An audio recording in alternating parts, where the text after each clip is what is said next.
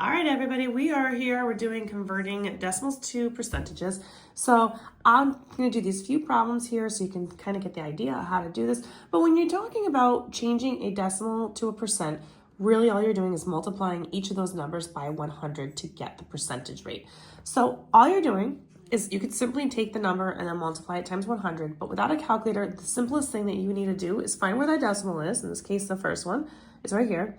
And we just move it 2 places over to the right. So we're just gonna go hop 1, 2, that's where the decimal goes, which obviously is at the end of the number, which means we don't have to write it, and that number would be 74%. We're gonna do the same thing here, hop it over 2 spots over, we're multiplying it times 100, that is gonna give me a number of 8%.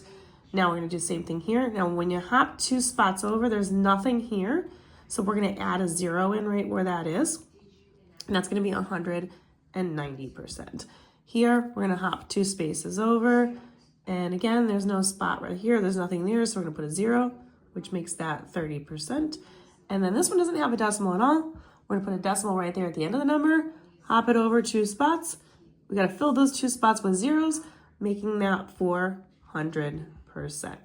And I'm going to do a part 2 of this on how to convert the percentages to a decimal, and check those out. All of them are going to be located in my YouTube, Instagram, and TikTok at YouWantAlgebra. They're going to be located in the Are You Ready for Middle School Math playlist on my channels.